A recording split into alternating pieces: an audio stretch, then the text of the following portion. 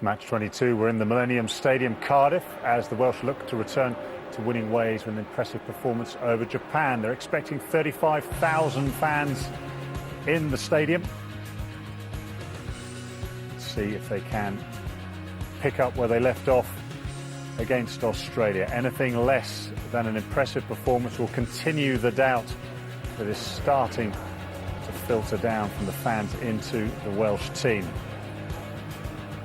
The roof is closed at the Millennium Stadium. There'll be quite an atmosphere for the Japanese players. They'll be looking to run Wales all over the pitch. They're outgunned, certainly outweighed by the Welsh. But they can make life uncomfortable for the Welsh players. So now, as they get ready, we hand over to our commentators, Will Greenwood and Bob Simmons. And a very warm welcome, everyone, to the Millennium Stadium as we see the Japanese side waiting to come onto the field. But all eyes on the record books tonight, with Shane Williams leading out Wales on his 50th appearance, needing just a couple of tries to become number 2 in the Welsh all-time list, ahead of Ieuan Evans. He's already scored, of course, 3 in this competition. And Colin Jarvis equals the Welsh caps record for a forward, 92, needing 1 try to become the game's top try-scoring forward. The sides meet with the Red Dragons looking for their 300th Test win. And then, talking of records, there's a hugely disappointing small crowd at the Millennium Stadium tonight. There will be a great welcome, obviously, for both sides as they come out onto this field. But, well, it's a disappointing atmosphere in a sense, but a big, big game for Wales. Extremely so. Eerily quiet Millennium Stadium as the teams run out. But you've got to love watching Wales. Disaster is just around the corner, but moments of magic are about to slap you in the face every time they take the field. There have been patchy performances so far in the World Cup, but tonight they've got a job to do. A bonus point victory will be the minimum requirement. They want to see more of the occasional glimpses of their 2005 form for the whole 80 minutes. They must start well, use their dominant physicality, and players must try to give the coach a selection dilemma. On the Japanese side, they're still looking for just their 2nd win in the history of the World Cup. First one coming in 1991 against Zimbabwe. They put up a good fight, didn't they, against Fiji, but the horrendous run of injuries continues, and they're desperate for this first victory. Exactly. Forget about the Australia game. The tournament started against Fiji, where it nearly ended in a glorious comeback. They'll persevere, there'll be commitment, but the lack of size just kills them. But John Cohen believes if they can start well and apply pressure, they can make a fist of this game. Before we get underway, it's time for the national anthems. Is there a Himlad van Hadai from Wales?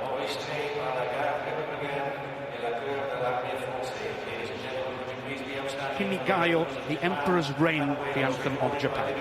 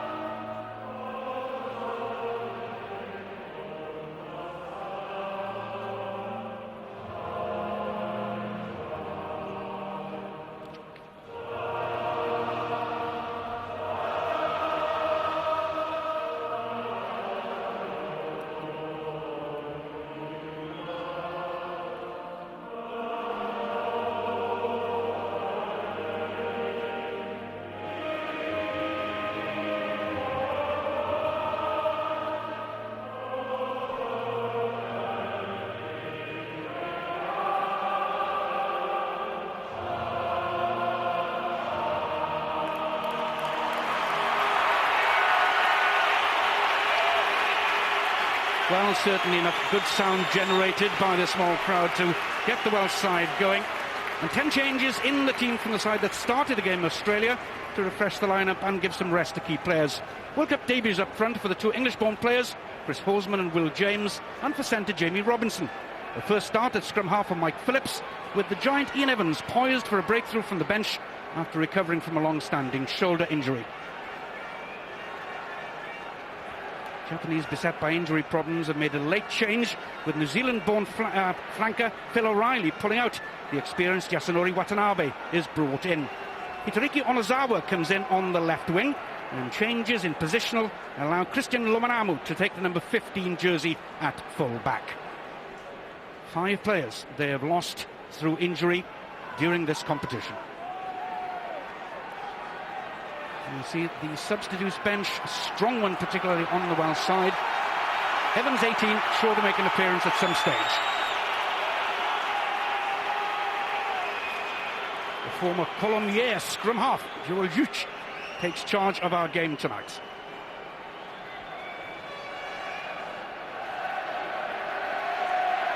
Stephen Jones made such a difference to Wales when he was brought on as a replacement in the game against Canada. Wales trailing then by 3 tries, scoring 5 to get a bonus point victory. Just the sort of thing that's on the agenda for skipper Jones and his side tonight.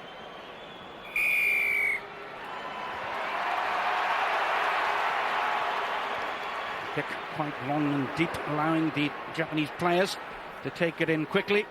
And certainly we can expect the Japanese players to give everything in this game.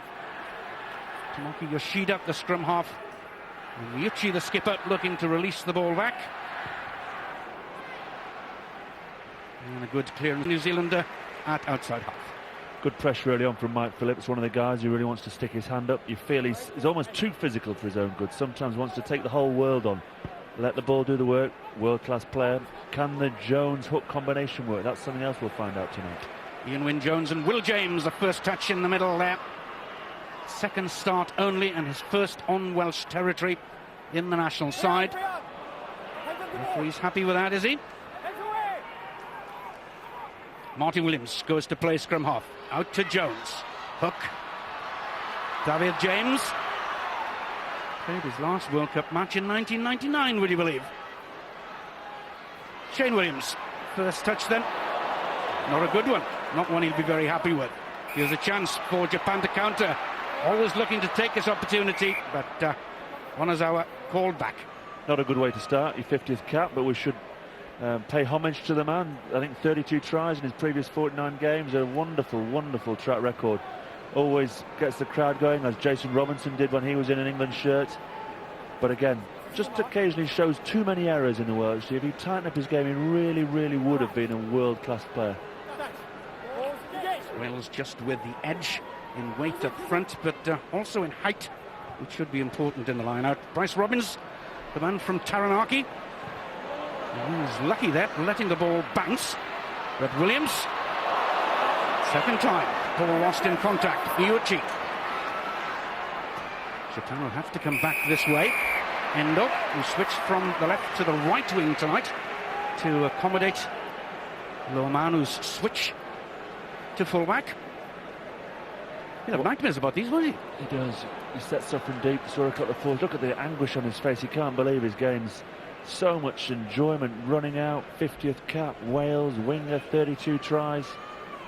Oh, frustrating start for him. And then, of course, all the players are in front of him when he knocks on. And if they then affect play, they're offside. That's the penalty. He gives Anishi, who kicked very well indeed against Fiji, gives him a chance to get the first points on the board. 16 points from the boot of Shotaro Onishi in that game against Fiji. Fairly comfortable one for a man of his kicking ability. Not too much of an angle. Obviously with the roof closed as well. Completely still.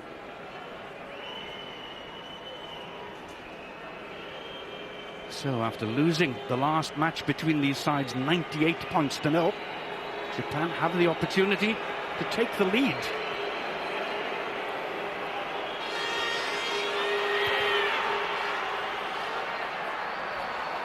It's there. Careful look from the touch judges. First blood to Japan. Good strike. Tremendous strike. What will disappoint Jenkins most, though, will be the fact that kick to nothing that the Japanese put in the air bounced. Good back three teams, and it's working well. You cover all the blades of grass. You don't let anything bounce. An oval ball goes in very different directions to a round one. So, for the second time in just 4 minutes, Stephen Jones has to kick off. That one again landing just inside the 22. Taken in by Luke Thompson, another Kiwi-born man.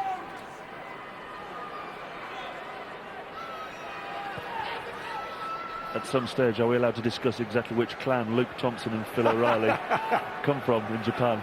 I know people play for different countries. It just doesn't quite sound right to me.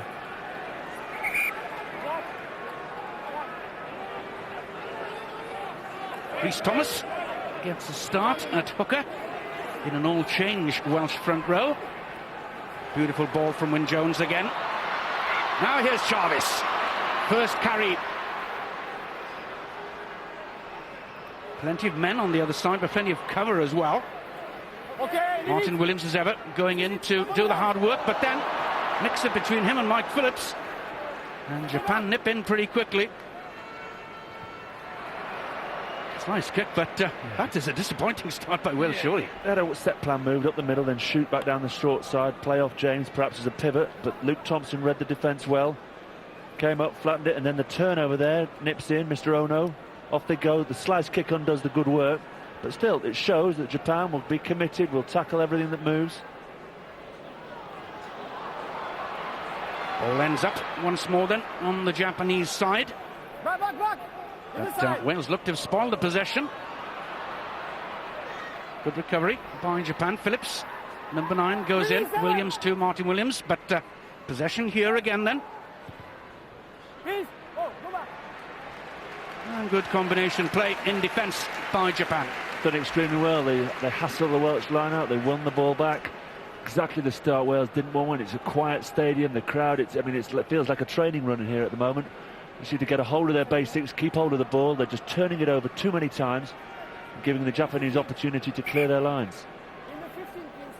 The crowd looking to the players to give them a lift as well as the other way around at this stage. Wyn Jones again wins. Good ball at the lineouts.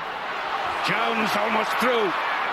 Support wasn't quite there. Now it comes. Phillips fails to get the ball because the Japanese player came through illegally. Yeah, he's taken a gamble a couple of times, the Japanese back row, and then just that time left his feet. That you can't do that. You've got to stay on your feet to play the ball. Dived in over the top. Got hold of Phillips just as he was about to move the ball away, and Stephen Jones decided to turn down the opportunity of points. Long effort at goal from halfway there, would have been just on the edge for him. It's a good-looking punt though, into the 22. That gives Wales a good platform with the throw into the line-out. Yeah, whereabouts he stood now, I think we'll be having nightmares about Chris Latham last week. Just knocked the wind out of his sails. That up and under that he spilled gifted Latham 7 points. Just as Wales were restoring pride, they'd thrown the sort of structured game plan out the window and playing with the abandon that suits them so well. Once again, it's Wyn Jones. Once again, wins the ball. Rhys Thomas, the hooker, joins in. Accidental offside, I think.